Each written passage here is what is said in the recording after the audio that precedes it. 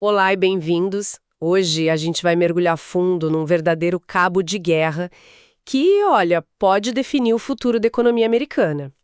De um lado, a gente tem, assim, a promessa de um boom de produtividade, né? Impulsionado por inteligência artificial e tudo mais. Do outro, uma montanha de dívidas prestes a vencer que ameaça engolir as empresas menores. E a nossa análise hoje é sobre o índice Russell 2000, que é o grande termômetro dessas pequenas e médias empresas dos Estados Unidos. Exatamente. E só para dar uma dimensão do tamanho do desafio, os relatórios que a gente analisou destacam um dado que é no mínimo alarmante, sabe? E qual seria? Perto de 40% das empresas que compõem esse índice são o que o mercado chama de empresas zumbis. Zumbis. Isso. Elas basicamente não geram lucro suficiente para cobrir nem o custo da própria dívida, elas sobrevivem rolando dívidas e, assim, esperando um milagre. Nossa, 40%! É um número gigantesco. Isso muda tudo, né? Totalmente. Não estamos falando de algumas poucas empresas em dificuldade, mas de uma fragilidade, tipo, estrutural no coração da economia real.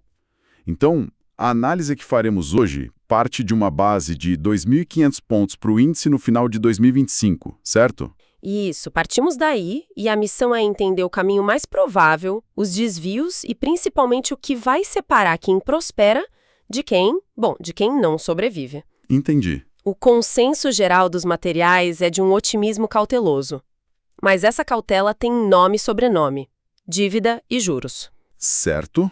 Vamos começar então pelo caminho principal. Qual é a história que a média das projeções nos conta para os próximos 4 anos? Então, os relatórios consolidam isso no que eles chamam de média aparada, que é basicamente pegar todas as projeções e tirar os extremos, sabe? As mais otimistas e as mais pessimistas, para ter uma visão mais no chão, né? Exato. E essa visão começa com um 2026 bem forte. Eles até apelidam de o ano da reaceleração. A projeção é de um salto ali para a faixa de 2.700 a 2.750 pontos. Uma boa alta. E o que alimenta essa reaceleração toda? É uma combinação assim de dois fatores bem poderosos. Primeiro, a expectativa quase unânime de que o Federal Reserve vai cortar os juros, o que alivia a pressão, né? Uhum. E segundo, e talvez mais importante, uma projeção de crescimento bem robusto dos lucros por ação. O IPS, que fica entre 17% e 22%. Uau! E para small caps, lucro é tudo. Não é como uma big tech que pode queimar caixa por anos. Elas precisam mostrar lucro para sobreviver. Espera um pouco, deixa eu ver se eu entendi. Um crescimento de lucros de até 22%, isso só fantástico. Mas isso não mascara o problema que a gente acabou de falar. Das 40% de empresas zumbi que não geram lucro. Esse crescimento é todo concentrado nas empresas saudáveis, enquanto as outras só pegam uma carona nos juros baixos para sobreviver mais um dia. Essa é a leitura perfeita. É exatamente o ponto mais sutil da análise para 2026. O crescimento do IPS é sim puxado pelas mais fortes. Entendi. As zumbis se beneficiam indiretamente. O alívio nos juros dá um fôlego, um respiro para elas, mas não resolve o problema de fundo, que é a falta de lucro. Elas só ganham tempo. E esse tempo nos leva para 2027. Exatamente. Em 2027, a projeção continua subindo, atingindo entre 2.950 e 3.000 pontos. Mas a narrativa muda. O mercado para de focar tanto na recuperação dos lucros e começa a olhar para outra coisa, a expansão de múltiplos. Expansão de múltiplos é aquele conceito que mede o quanto o mercado está disposto a pagar a mais pelos mesmos lucros, né? Isso, preço no mercado imobiliário. Um bairro que vira moda, o preço do metro quadrado sobe, mesmo que os apartamentos sejam os mesmos. Faz sentido. A expansão de múltiplos é isso. O preço por real de lucro da empresa fica mais caro porque o setor das small caps virou a bola da vez. O capital começa a sair das grandes e ir para as pequenas. Entendi. É a fase mais da euforia, onde a percepção de valor cresce mais rápido que o valor real em si. E como essa história continua em 2028? 2028 é visto como o ano da estabilização, da maturidade. A projeção atinge uns 3.200, 3.250 pontos. Aí a poeira da euforia de 2027 baixa um pouco. O contexto é que a inflação finalmente parece controlada e os ganhos de produtividade com o IA começam a aparecer de forma concreta nos balanços. Ah, então a narrativa muda de novo. Muda. Deixa de ser sobre juros e passa a ser sobre eficiência operacional. E o ciclo se fecha em 2029 com um novo equilíbrio. É isso? Precisamente. O índice chega num patamar entre 3.400 e 3.500 pontos, e a visão dos relatórios é que, a essa altura, a composição do próprio índice vai ser mais saudável. Muitas daquelas empresas zumbis ou acharam um jeito de dar lucro, ou foram compradas, ou simplesmente saíram do mercado. Entendi. O índice vai refletir um grupo de empresas que sobreviveu a um grande teste. Exato. Um teste que acontece principalmente em 2027. Olha, essa trajetória de crescimento parece muito linear, sabe? Quase boa demais para ser verdade. Imagino que existam algumas variáveis bem sensíveis que podem, sei lá, jogar tudo isso para o alto. Quais são os pontos de pressão? O fascinante nos relatórios é como eles mostram que a importância desses fatores muda com o tempo. No curto prazo, 2026 e 2027, duas coisas são, absolutamente críticas. A primeira é o custo do capital. Os juros dos títulos de 10 anos do Tesouro Americano, os spreads de crédito, isso é vital. Porque muitas têm dívida com taxa flutuante, né? Exatamente. Qualquer alta nos juros é uma pancada direta no caixa delas. E a segunda, imagino, é a saúde da economia como um todo. Exato. O crescimento do PIB dos Estados Unidos. Diferente das gigantes do S&P 500 que vendem para o mundo todo, as empresas do Russell 2000 são um retrato da economia doméstica.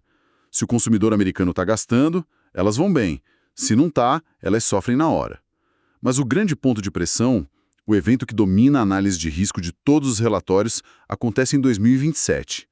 É o que eles chamam de muro de maturidade da dívida. Muro de maturidade, o nome já impõe um certo respeito. O que isso significa na prática? Significa que cerca de 341 bilhões de dólares em dívidas de empresas do índice vencem em 2027. O quê?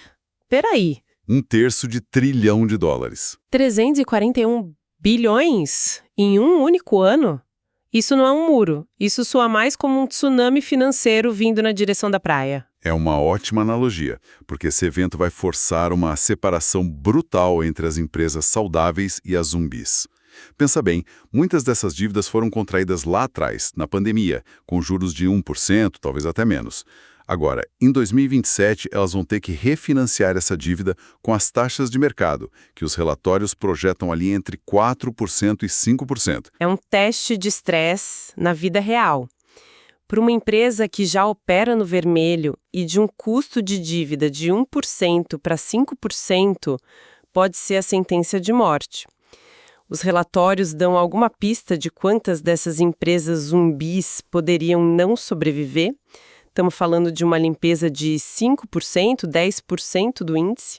Eles evitam cravar um número, porque depende muito do cenário macro daquele momento, entende? Mas a implicação é clara. Vai ser um filtro natural e implacável. As empresas com balanço sólido e caixa vão se refinanciar, talvez até comprar ativos de concorrentes em apuros. Já zumbis vão enfrentar uma escolha terrível. Ou aceitam condições de refinanciamento draconianas, ou vão para recuperação judicial ou falência. É o ponto de virada de toda essa jornada. Entendi. Então temos o caminho principal, que é otimista, mas com esse obstáculo gigantesco em 2027. O que me leva aos cenários alternativos. Se os mercados adoram uma reviravolta, quais são os outros futuros possíveis que esses relatórios desenham? Eles quantificam 4 cenários principais. O primeiro é o cenário base, o pouso suave que a gente já discutiu, com índice em 3.450 pontos em 2029. Uma das fontes mais citadas dá uma probabilidade de 50% para esse cenário. É o mais provável, mas longe de ser garantido. Certo. E no lado bom da história? Qual é a melhor das hipóteses? É o cenário de aceleração da produtividade. A narrativa aqui é que a adoção de IA e automação supera todas as expectativas. Os ganhos de eficiência são tão grandes que as margens de lucro disparam.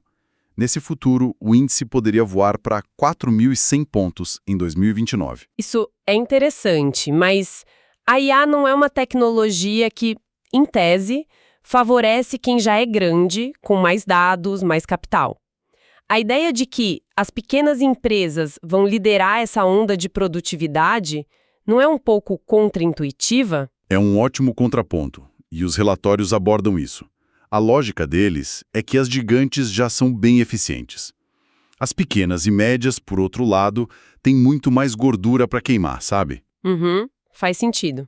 Implementar uma ferramenta de IA de gestão de estoque pode gerar um salto de produtividade proporcionalmente muito maior numa empresa de 200 pessoas do que na Amazon. O potencial de melhora é maior. Entendi.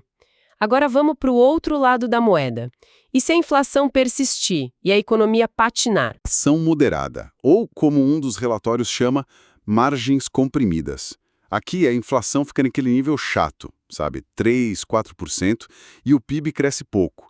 Nesse ambiente, as pequenas empresas sofrem duas vezes. Os custos sobem, mas elas não conseguem repassar preço para os clientes. As margens são espremidas. Aí o índice anda de lado, terminando 2029 perto de 2.800 pontos só. E, por fim, o cenário do pesadelo. Aquele em que o muro da dívida de 2027 desmorona de vez. Exato. É o cenário pessimista de crise de liquidez e recessão profunda. A narrativa é que o muro de 2027 não é só um obstáculo. Ele vira o gatilho de uma crise de crédito. Os bancos fecham a torneira, as falências disparam, o medo toma conta. Nesse cenário, o índice cairia forte para 2.200 pontos já em 2026 e depois para 2.000 em 2027. Seria uma década perdida para as small caps. É impressionante como o futuro pode divergir tanto. De 4.100 pontos a 2.300, é quase como se os relatórios dissessem que a única certeza é a incerteza. Analisando esses cenários, quais são as crenças mais frágeis por trás do otimismo do cenário base? Onde pode estar o erro de cálculo do mercado? Isso nos leva a um ponto que os relatórios chamam de consenso perigoso. São duas ideias que o mercado parece aceitar como verdade, mas que são bem frágeis. A primeira é aquela de que small caps sempre se recuperam forte depois de um ciclo de aperto de juros. O histórico, na verdade, não é bem assim, é misto. E o mais importante, o nível de dívida atual, com aquelas 40% de zumbis, é algo que não existia com essa intensidade em ciclos passados. Então, o que você está dizendo é que o mercado pode estar usando um mapa antigo para navegar num território completamente novo e mais perigoso. E qual a segunda premissa? A segunda é a suposição de que os múltiplos de avaliação vão se expandir para sempre, como a gente falou. Essa ideia de que as pessoas vão pagar cada vez mais caro pelos lucros depende de um ambiente de juros baixos e estáveis. Se a inflação não ceder e os juros tiverem que ficar altos por mais tempo, Essa expansão de múltiplos não acontece. simplesmente não acontece. O motor da valorização de 2027 falha. Certo. Então, se fôssemos criar um painel de controle, um dashboard para quem acompanha o mercado para saber em qual desses futuros a gente está entrando, quais seriam os sinais vitais ao observar? Os documentos são bem específicos e apontam 3 gatilhos. O primeiro é um termômetro do humor do empresariado real. O Índice de Otimismo das Pequenas Empresas, o NFIB. Se esse índice cair abaixo de 90 e ficar lá por 3 meses seguidos, é um baita sinal de alerta. É o chão de fábrica dizendo que as coisas não estão bem. Ok. O humor do dono do negócio. E o segundo? O segundo é um medidor de medo no mercado de crédito. É o spread, a diferença entre os juros de títulos de alto risco e os de baixo risco. Se essa diferença aumentar mais de 150 pontos base e ficar lá em cima, significa que o medo de calote está aumentando muito.